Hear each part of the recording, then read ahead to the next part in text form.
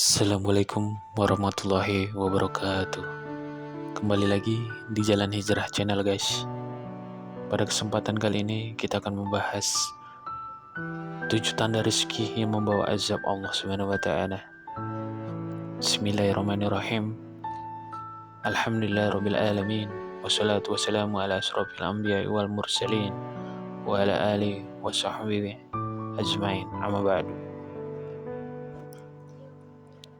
Segala puji bagi Allah Tuhan semesta alam, rahmat dan keselamatan semoga terlimpah atas paling mulianya Nabi dan Rasul, juga atas keluarga dan para sahabat, serta kepada yang mengikuti mereka dalam kebenaran sampai hari kiamat adapun setelahnya. Pertama-tama, marilah kita semua panjatkan puji syukur kehadiran Allah SWT yang telah melimpahkan rahmatnya kepada kita semua. Kita bersyukur dapat beraktivitas setiap harinya dengan nikmat kesehatan yang masih diberikan oleh Allah Subhanahu wa taala.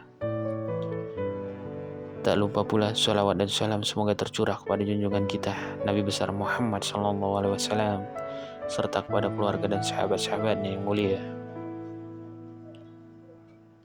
Ada banyak macam rezeki yang didatangkan oleh Allah Subhanahu wa taala.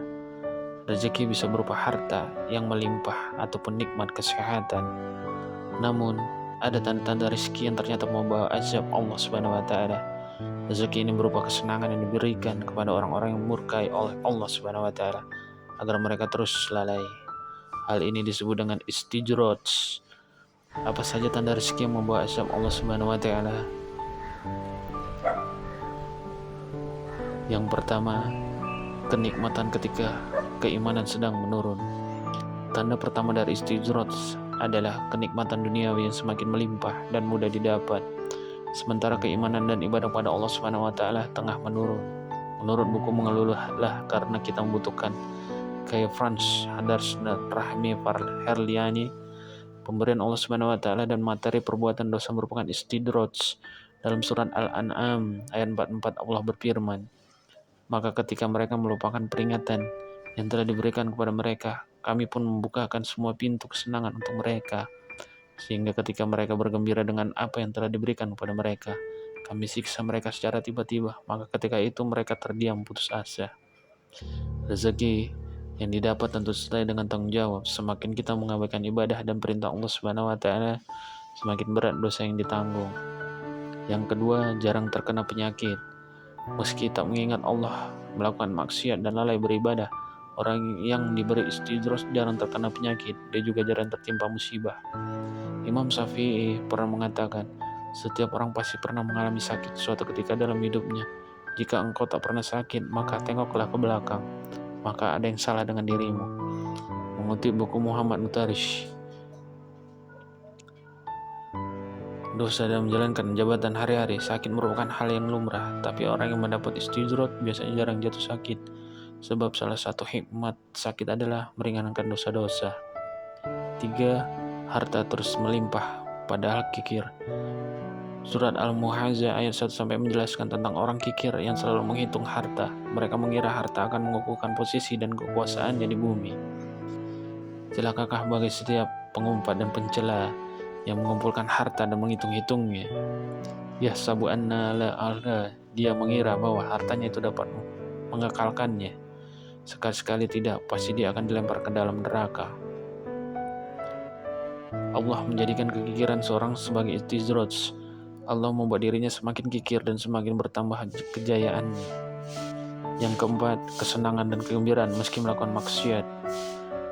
Tanda selanjutnya adalah maksiat selalu dilakukan, namun kehidupan di dunia semakin sukses dan sejahtera. Dalam Mutiara Nahjul Balagda, Ali bin Abi Thalib radhiyallahu anhu berkata, "Hai anak Adam, ingat dan waspadalah bila engkau lihat Rabbmu terus melimpahkan nikmat atas dirimu, sementara engkau terus-menerus melakukan maksiat kepadanya." Yang kelima, rezeki yang datang ditanggapi dengan kesombongan dan tinggi hati. Harta yang bergelimang berpotensi membuat hati menjadi sombong dan menganggap remeh orang lain. Orang yang istijraj merasa segala kenikmatan yang didapat semua karena usahanya sendiri tanpa campur tangan Allah Subhanahu wa taala. Yang keenam, merasa bahagia tanpa takut azab Allah Subhanahu wa taala. Karakter istizrot ini muncul karena pelaku merasa berhak atas rezeki yang diterima. Mereka tidak berpikir ada pihak yang lebih berhak atas rezeki tersebut. Rezeki biasanya diperoleh dengan cara yang tidak baik. Yang ketujuh, kualitas dan frekuensi ibadah turun, tapi rezekinya selalu lancar. Dengan mutu dan frekuensi ibadah yang menurun, sudah selayaknya seorang hamba mendapat teguran. Namun hal sebaliknya terjadi pada pelaku istijrot. Rezeki mereka tetap lancar atau malah makin baik, walau kualitas dan kuantitas ibadah menurun.